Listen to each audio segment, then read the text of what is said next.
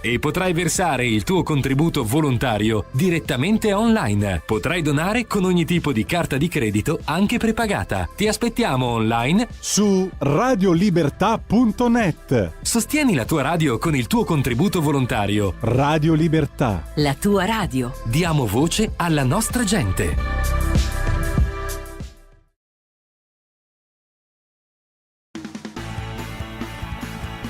Va ora in onda Musica Indipendente.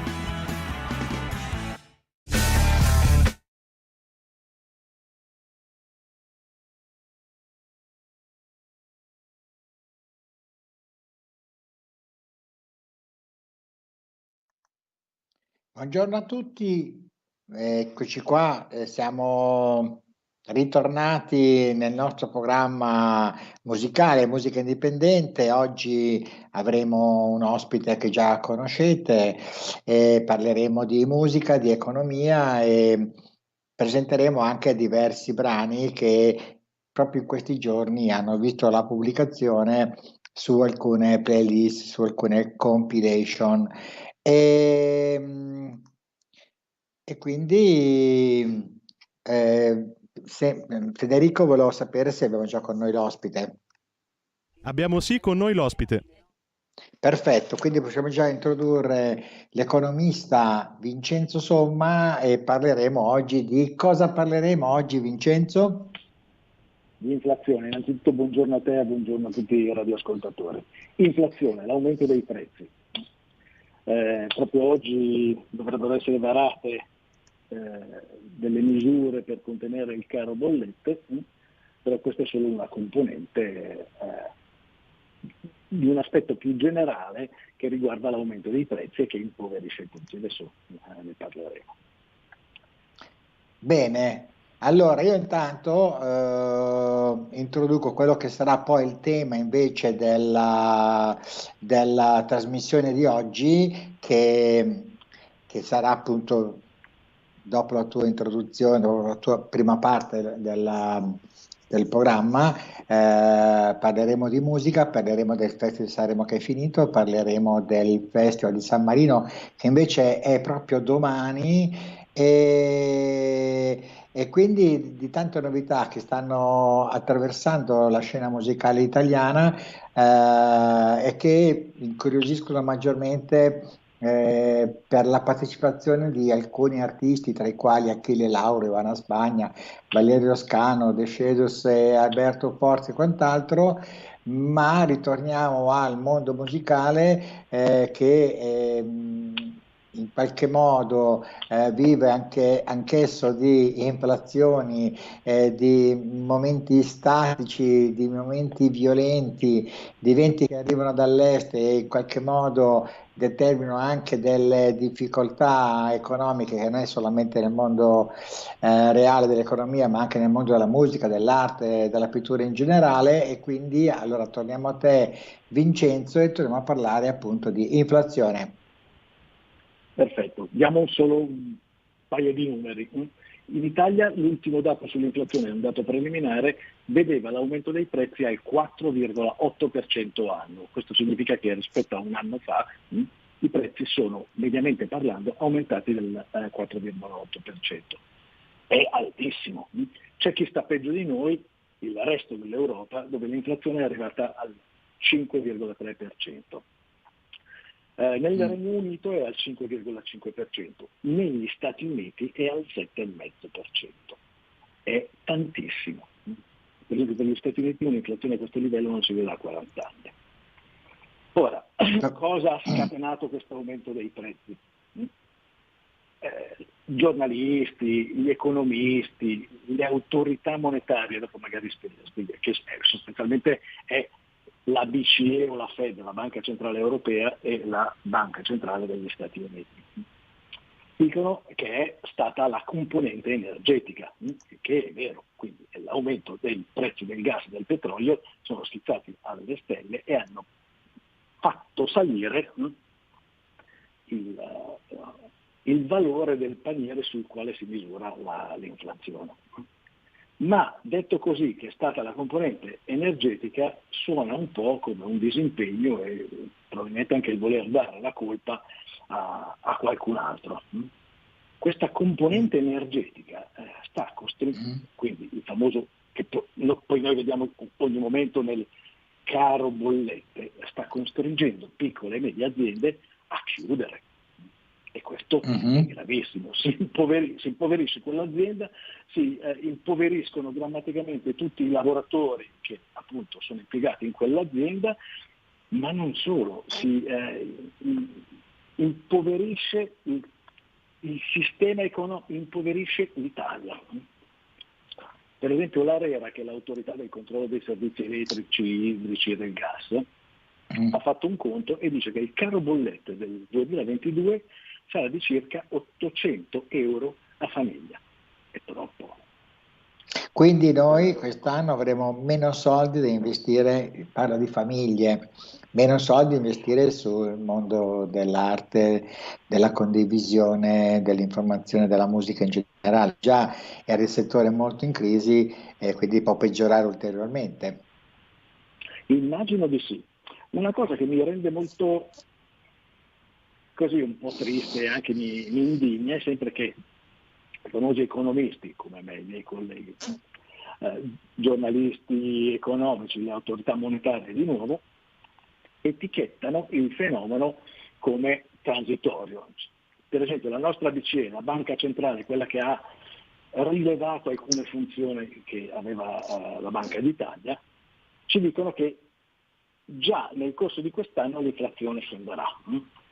Questo è vero, o probabilmente è vero, ma è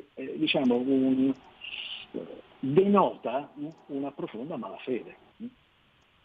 Perché? Non solo questo caro bollette già si sta trasmettendo a altri fatti, perché anche il cibo aumenta. Allora, se la benzina costa di più per portarti le carote dal campo fino al tavolo, al tuo supermercato, insomma si utilizzano dei mezzi che utilizzano appunto la benzina, costa di più trasportarla e quindi costeranno di più anche le carote, tanto per dire, no?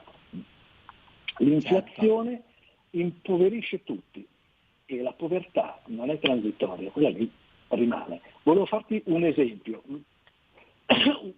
per cui usiamo delle semplificazioni, dobbiamo nuovamente dare dei numeri, mi dispiace, li arrotondo in modo da rendere più semplice seguire questo tipo di ragionamento. Allora, abbiamo detto che in Italia l'inflazione, l'ultimo dato, la vede al 4,8%. Facciamo finta che sia il 10%, così è più semplice seguire il ragionamento. Facciamo finta anche che tutto quello che si possa comprare in un sistema economico siano delle mele e che queste costino €1 al chilo. Ora, un euro al chilo è più o meno il prezzo che si può trovare al supermercato per le mele. Se una famiglia compra 10 kg di mele, spende in tutto 10 euro. Ma se dopo un anno l'inflazione è stata del 10%, per comprare quei 10 kg di mele, quanto spenderà? Francesco, dammi una mano anche tu. Il 10% spenderà un po' di più perché con l'inflazione i nostri risparmi vengono a diminuire. Questo era il sacchetto Quindi della spesa, diciamo. se io con 10 euro potevo acquistare 10 mele, adesso con l'inflazione del 10% ne comprerò 9. Bravo. Questo 10 kg di mele costeranno il 10% in più rispetto ai 10 euro, quindi costano 11 euro. Ora, perfetto. Aspetta, se gli economisti e nuovamente le autorità monetarie ti dicono che l'inflazione l'anno prossimo rallenta o addirittura sparisce, facciamo finta che vada a zero. Un'altra ipotesi molto forte, facciamo finta che vada a zero. Quindi l'anno prossimo quanto costeranno questi 10 kg di mele? Quanto costeranno? Sempre 11 euro, perché si portano dietro l'aumento del 10% dell'anno precedente. L'inflazione che viene pubblicata, eccetera, eccetera, misura solamente la variazione dei prezzi non ti dice quanto siano alti o siano bassi. Tu capisci? Bene, allora facciamo così, Vincenzo, questa spiegazione la dai, quella che si riferisce alla non spiegazione che si riduce, la dai dopo questo brano che noi ascoltiamo, che è del gruppo Apnea, un gruppo marchigiano che è presente sulla compilation playlist di Rotargato Italia, che proprio da domani sarà su tutti i social e sugli store, e quindi potete ascoltarla con più semplicità. Ok, chiediamo a Federico di inserire il brano.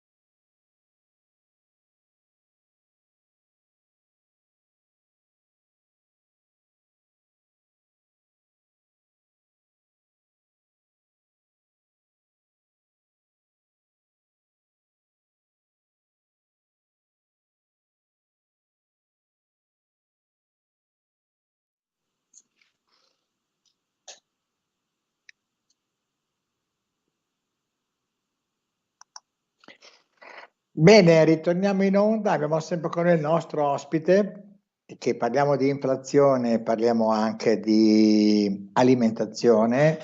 Io vorrei suggerire anche per, come dire, rendere più chiara anche questa storia dell'inflazione, che su un reddito di 30.000 euro, facciamo così, va bene Vincenzo? È giusto?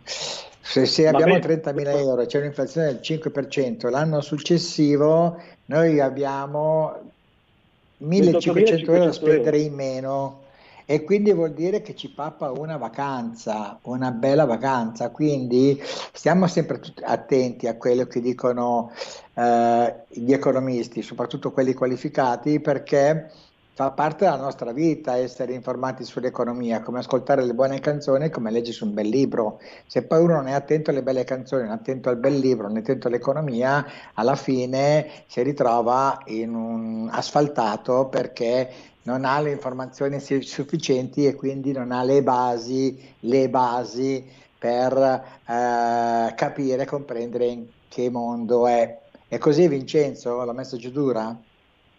No, assolutamente sì, hai fatto un bellissimo esempio in cui hai dimostrato come l'inflazione riduca il tuo potere di acquisto e di conseguenza tu puoi comprare, no?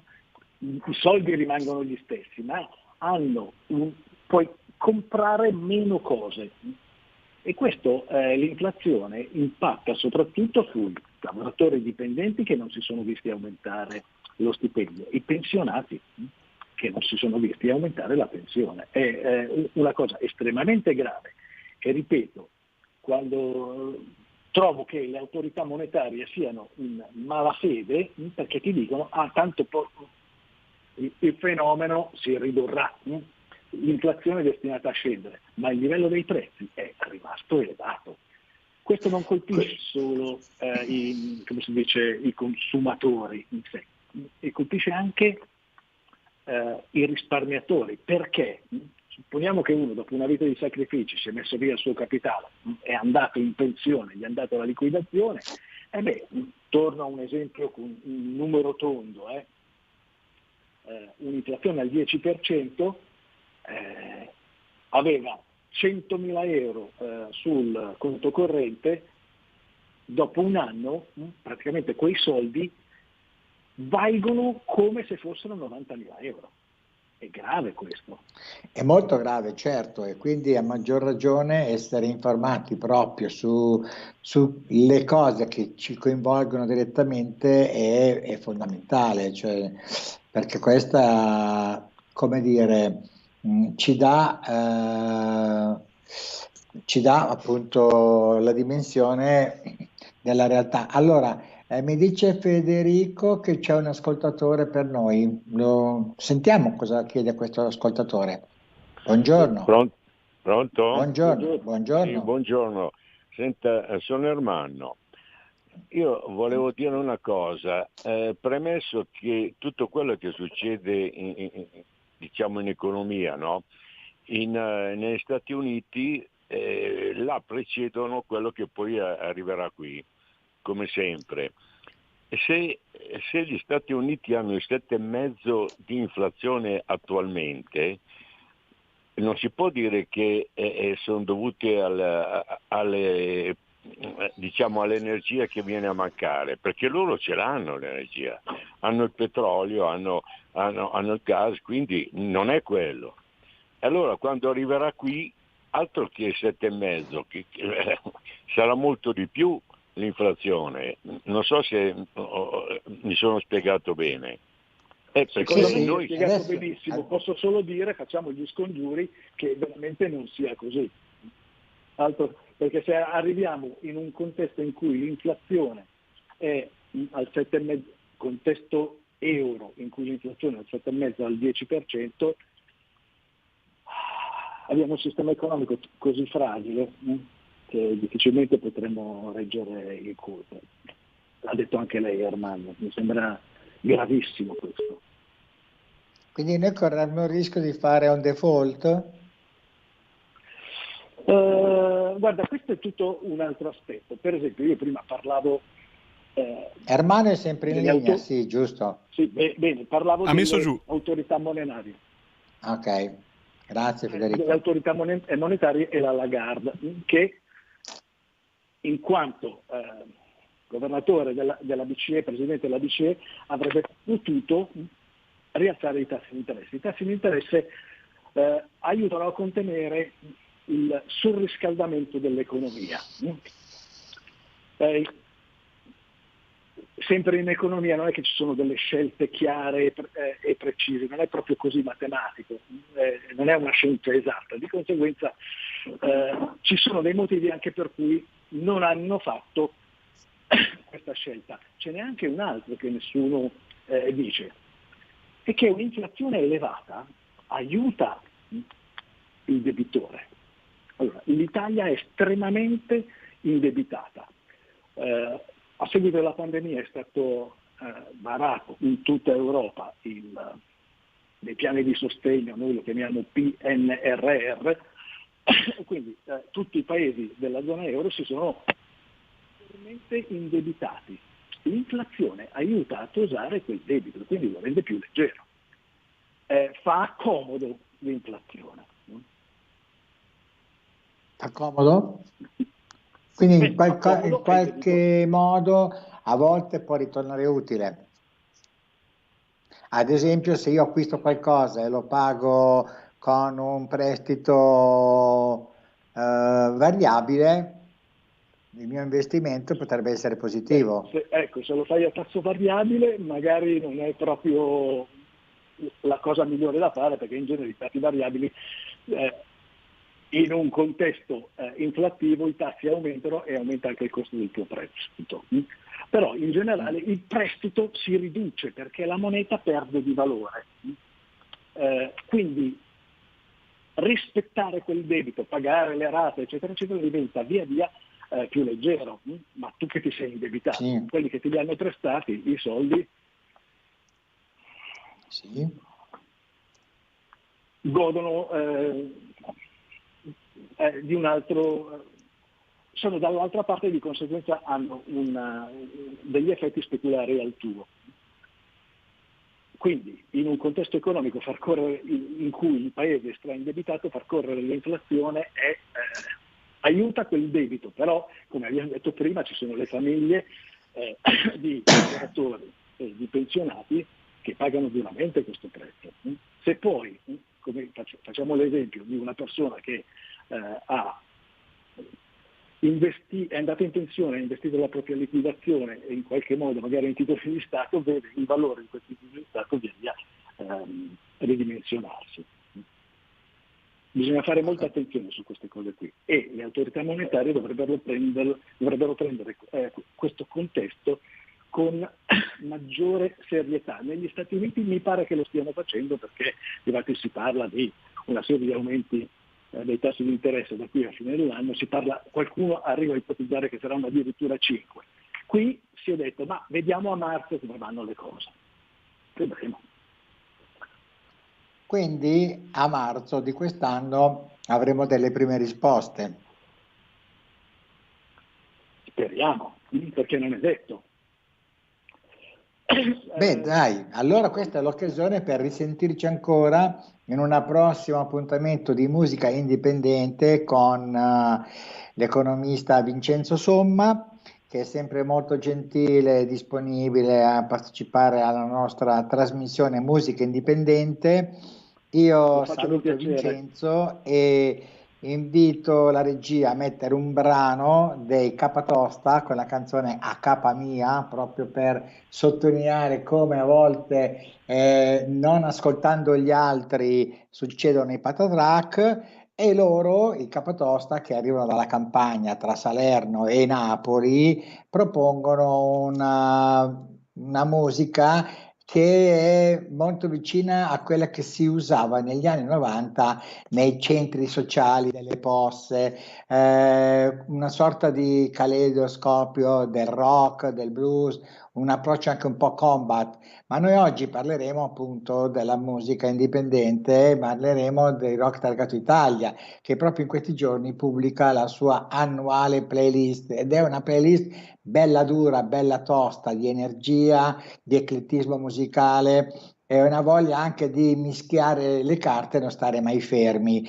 Quindi musicalmente siamo un po' come il mondo dell'economia, si sale, si scende, si sbatte a destra e a sinistra, però alla fine c'è anche una sua logica, c'è una sua regola, c'è una matematica che organizza il mondo. Allora invito Federico a mettere il capatosta, il brano è a capa mia e noi ci sentiamo dopo la pubblicità.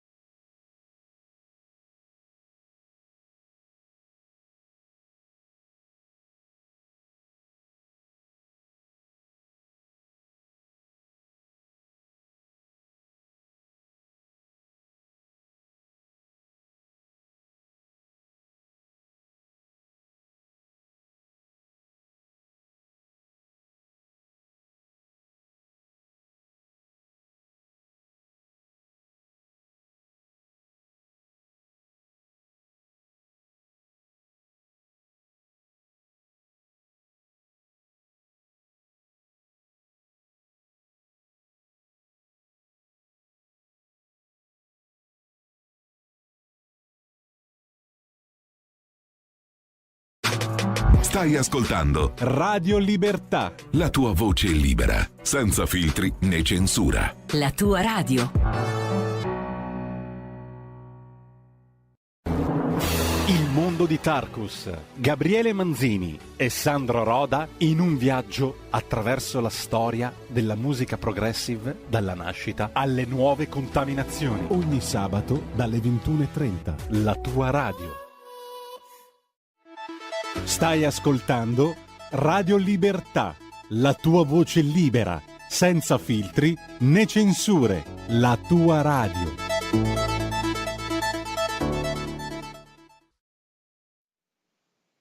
Bene, ben rientrati, siamo sempre su Radio Libertà, stiamo parlando di musica indipendente, abbiamo dedicato una parte del nostro spazio all'economia con l'economista Vincenzo Somma, che salutiamo, che ringraziamo ulteriormente, che anche lui ci saluta tutti quanti, e rientriamo appunto parlando di questa novità che quest'anno c'è, questo famoso Festival di San Marino. Non scherzavo prima, finito il Festival di Sanremo, parte una voce per San Marino questo sabato, cioè domani sera, ed è un festival che apparentemente può sembrare una qualcosa di non seria, di serie B, messo lì da questo piccolo staterello che organizza questa cosa, ma non si sa cosa. In realtà invece bisogna fare molta attenzione, perché questo staterello, 34.000 abitanti, si è inventato un festival che permette al vincitore di partecipare all'Eurosong Festival, che è in programma a Torino il mese di maggio. Cosa vuol dire per il vincitore? Vuol dire che si trova catapultato in una dimensione internazionale e soprattutto in un programma come l'Eurosong Festival, che è visto da 150 milioni di spettatori. Ho detto bene, 150 milioni di spettatori. Quando gli artisti italiani si sono resi conto di questa opportunità, si sono buttati tutti e si sono tutti iscritti alla festa di San Marino, una voce per San Marino. Tra questi sono stati selezionati Achille Lauro, Ivana Spagna, Valerio Scano, Ide Scedus con Alberto Fortis e Tony Cicco, che è il batterista della mitica Formula 3, che è stata per anni la band di Lucio Battisti, come ben sapete. Ma detto questo, in un momento in cui la pandemia ha bloccato le attività degli artisti, i live, i concerti, gli incontri discografici e tutto ciò che ruota intorno al mondo musicale, e quindi ben venga questa iniziativa che favorisce ulteriormente la comunicazione e la spettacolarizzazione della canzone. Ci sono stati moltissimi giornalisti italiani e anche molti personaggi che operano nel settore musicale che con la puzza sotto il naso hanno deriso la partecipazione di questi artisti alla rassegna San Marino, facendo tra l'altro poi delle figuracce tremende, no?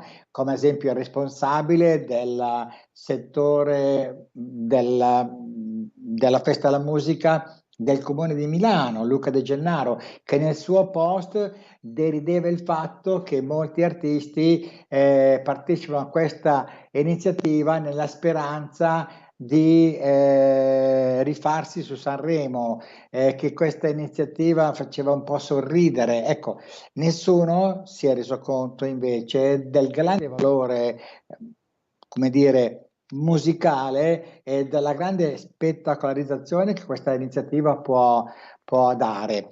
Pensate che quest'anno, che è la prima volta che questa iniziativa si apre agli artisti in questo modo, ci sono stati una partecipazione impressionante di circa 800 tra artisti e band che da tutto il mondo, perché non solo gli italiani, da tutto il mondo hanno potuto accedere al festival. Benissimo, questo cosa ha prodotto? Ha prodotto sulle casse finanziarie della Repubblica di San Marino una botterella di circa 1,5 milioni di euro.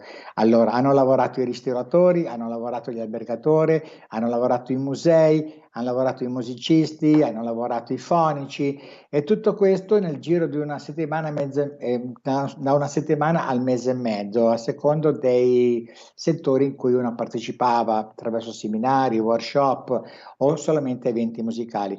Quindi bisogna fare attenzione quando noi parliamo di eventi, perché al di là di un aspetto puramente folcloristico, invece in realtà c'è una voglia di fare le cose in modo molto professionale, molto serio, dare visibilità veramente ad altri artisti, ma soprattutto vuol dire ricreare nel territorio un rapporto di fiducia tra economia e cultura che dopo 2 anni e più di pandemia è venuto a mancare. Quindi ben vengano queste iniziative che organizza San Marino, ma che anche altri potrebbero organizzare, perché è un segnale positivo per la musica, per la cultura, per l'economia e quant'altro.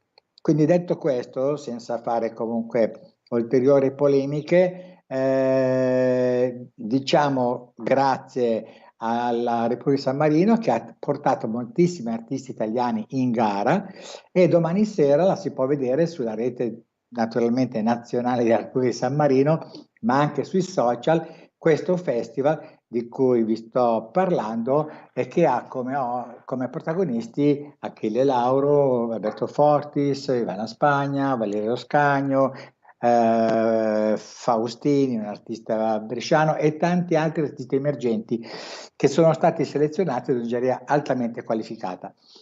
Questo è uno. L'altro invece è che ci riguarda maggiormente più da vicino, si tratta della musica emergente, dei nostri artisti che ogni anno si sfidano attraverso Rotargat Italia per poter promuovere la loro canzone, la loro attività, e domani sarà pubblicata su tutti i web store e anche su Spotify la compilation di Rotargat Italia, che è una compilation che è giunta alla sua 32esima edizione e che e quindi è una grande tradizione questa, che ormai ci vede impegnati e che raccoglie le migliori scoperte di quest'annata, e che, accompagnati da interessanti ospiti, si è creata questa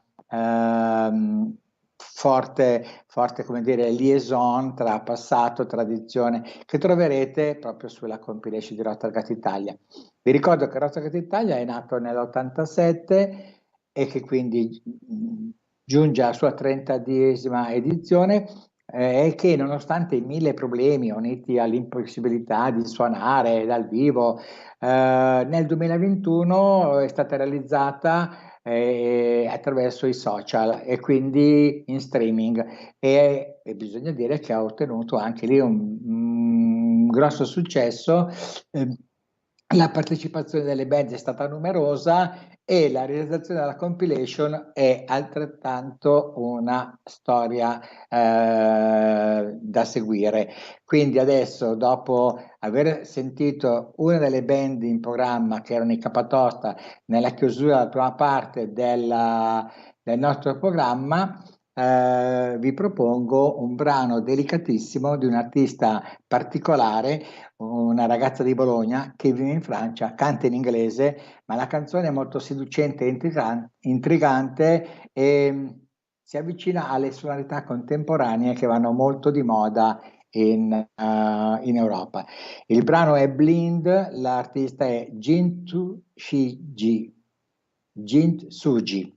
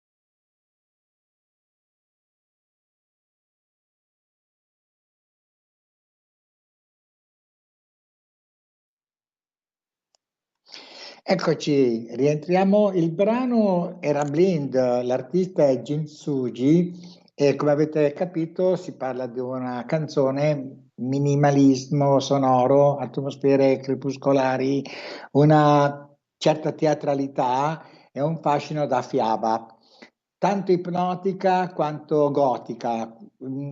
Questo progetto punta a diventare un progetto più rivolto oltre confine. C'è questa sorta di musicalità che nasce in Rotterdam Italia, che tutti questi artisti si mettono in discussione con estrema facilità e, come dire, con ricerca. Quindi troverete delle sonorità non facilmente riscontrabili in altre radio, ma questa è la bellezza di Radio Libertà. Ognuno può esprimere musicalmente, basta che sia di qualità, la propria attitudine artistica. Adesso vi presento una band che è cattivissima, ve lo dico subito, che più cattiva di così non esiste. Loro fanno un rock durissimo, un sacco di casino, però macinano dei riff graffianti con una sorta di strapottenza di chi vive su un palco ed è cresciuto a birra e rock and roll.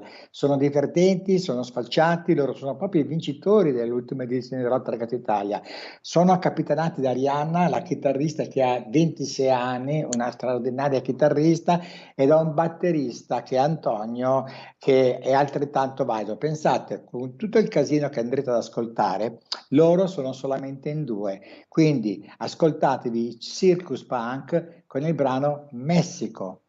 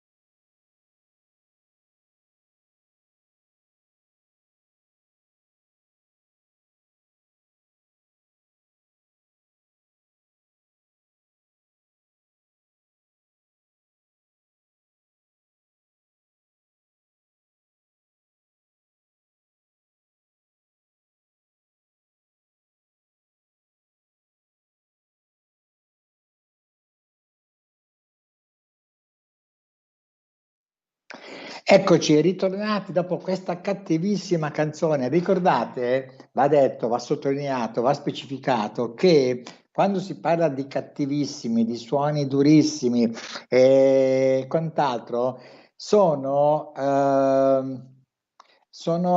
come dire, aggettivi positivi, cioè eh, quando si dice appunto che è un rock graffiante, strafottente, cattivissimo, sfacciato e così via, ha nel mondo musicale rock l'effetto contrario e quindi sperimentazione e ricerca. Però adesso noi presentiamo un'altra band, una band importantissima, che tra l'altro è proprio domani sera al Festival di San Marino, ma noi li abbiamo qua prima di loro. e loro sono i Decedus, che suoneranno domani sera al Festival di San Marino con la speranza di accedere al famitico festival Eurosong Contest che va in onda da Torino, perché quest'anno, avendo vinto lo scorso anno un italiano, cioè i Maneskin, quest'anno l'Italia è diventata diciamo, la nazione che organizza il festival. Ecco, quindi i Decedus saranno domani sera sul palco del Una voce per San Marino con un brano Sono un uomo. Noi invece presentiamo Lady Butterfly, che già Sammy Varin, ma un mese fa, forse anche di più, ha messo in anteprima su Radio Libertà. Quindi quanto siamo avanti, siamo anche orgogliosi di questa iniziativa. Quindi da questa band, dall'anima prog, una canzone imprevedibile e capace di unire l'approccio chitarristico del rock a un senso di malinconia, leggerezza, di retrogusto pop. Loro sono i Decedus. Pensate che sono prodotti da Mauro Paoluzzi, che è il produttore di Vecchioni, ed Ela Nannini, quindi non roba da poco. Quindi sulle onde di Radio Libertà, Decedus con Lady Butterfly.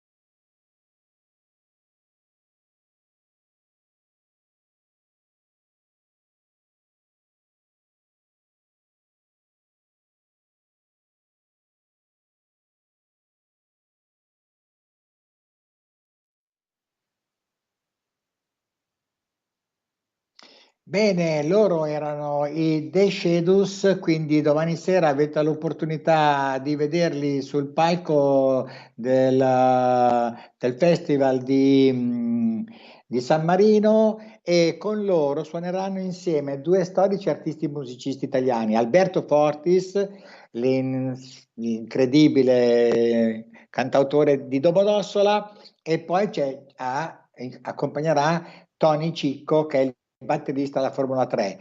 Noi stiamo in fase di chiusura, ritorniamo a parlare della compilation di Rotta Regato Italia, la playlist che è uscita proprio oggi, potete ascoltarla su Spotify, la raccolta dei gruppi che hanno vinto la scorsa edizione di Rotta Regato Italia.